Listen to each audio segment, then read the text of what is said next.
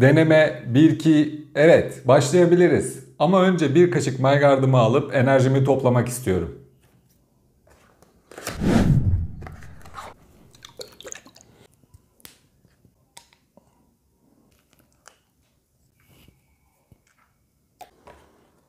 İşte şimdi oldu.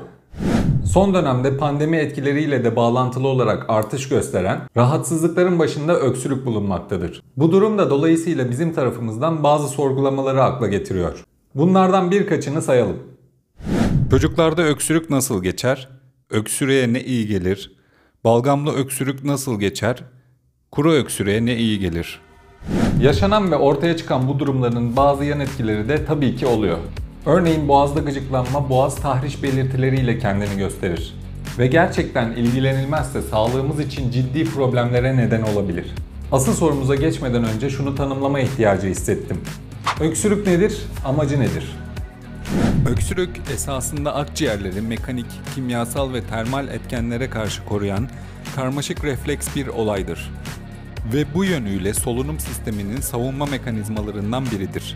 Amacı yabancı maddelerin hava yollarına girmesini önlemek, bunların ve hava yollarındaki salgıların dışarı atılmalarını sağlamaktır. Bu işlem yapılırken de vücudumuzda çeşitli etkileri görülebilir. Şimdi gelelim asıl sorumuza. Öksürük nasıl geçer? Sizi yeni bir dostumuzla tanıştıracağım. Gelin bu dostumuzu birlikte tanıyalım. Ve hem öksürük nasıl geçer sorusuna cevap vermiş hem de doğanın gücünü gücümüze katmış olalım. MyGuard, kendini seven ve sağlığını önemseyen herkes için geliştirilmiş tamamen doğal bir gıda takviyesidir. İçeriğinde yer alan ve tıbbi kullanım için özel olarak yetiştirilen kekik, ardıç, karabaş, zencefil, nane yağı ile C vitamininin içerdiği fitokimyasallar ve antioksidanlar sayesinde hayat kalitenizi yükseltmenize yardımcı olur.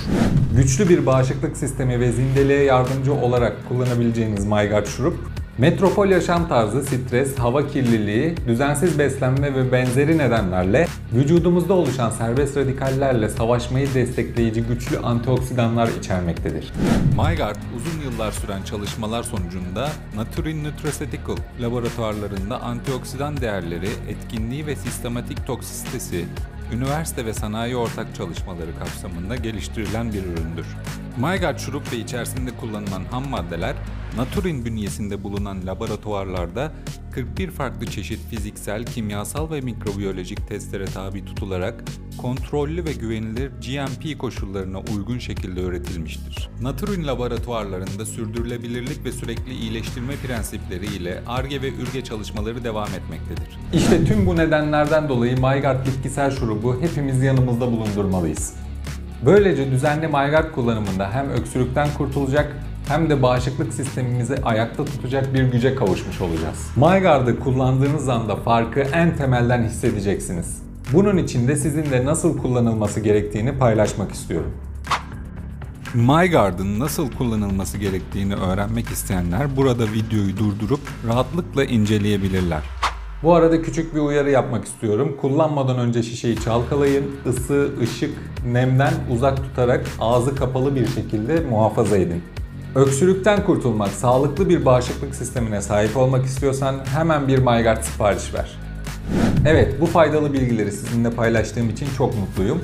Belki de hayatınızda olumlu bir etki ve düzelme bırakmaya vesile olacağım.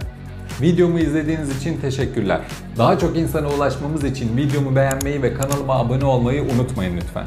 Eğer ürünlere ulaşmak isterseniz videomun açıklama kısmında kendime ait olan turuncualışveriş.com sitemden güvenle satın alabileceğiniz linkleri bırakıyorum. Bir sonraki videoda görüşmek üzere, şimdilik hoşça kalın.